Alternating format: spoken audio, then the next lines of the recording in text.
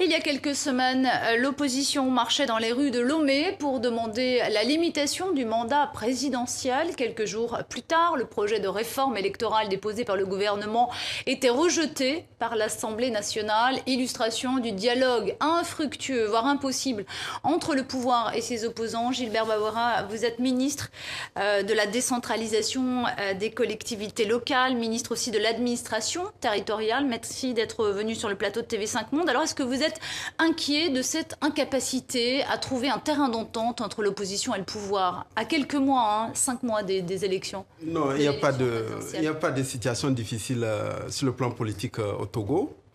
C'est vrai, sur des débats concernant la réforme de la Constitution, il y a eu des difficultés.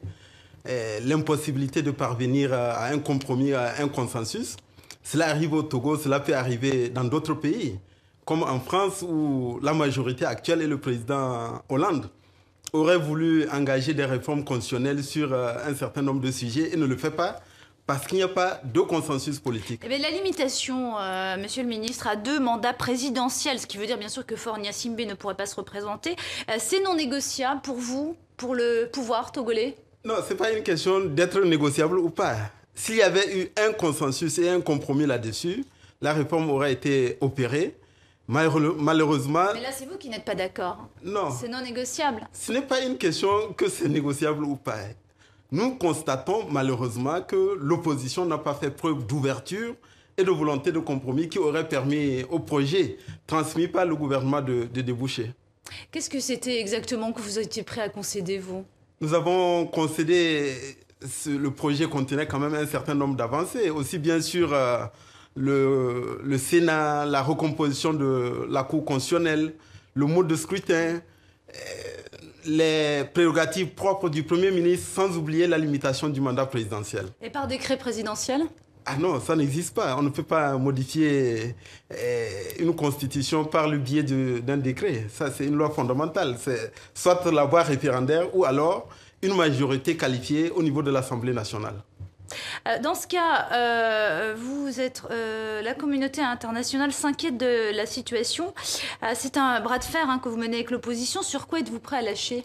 Non, il n'y a pas de bras de fer. Il y a eu une initiative de réforme qui a échoué, qui n'a pas débouché. La page est tournée. Il y a actuellement des concertations et un dialogue politique concernant notamment les conditions d'organisation du prochain scrutin présidentiel. Une CENI existe au sein de laquelle toutes les tendances politiques sont représentées et travaillent. Et donc, il n'y a pas de raison de s'inquiéter outre mesure. Donc, la sérénité, la tranquillité vont prévaloir. Le climat d'apaisement va prévaloir durant la préparation et au cours du processus de tenue de l'élection. On va passer aux questions économiques. Ça fait 10 ans que Faure Gnassingbé est au pouvoir. Aucune amélioration en vue pour les jeunes dans le secteur de l'emploi. Pourtant, vous affirmez, vous, le pouvoir togolais, avoir un taux de croissance de 6%. Elle profite à qui, la croissance togolaise? Non. Quand vous dites qu'aucune amélioration des jeunes, ce n'est pas une réalité. Beaucoup de jeunes ont été recrutés, les salaires ont été augmentés. Il y a une profonde transformation sur le plan économique. Les infrastructures, les routes, les aéroports, les ports sont en train d'être rénovés.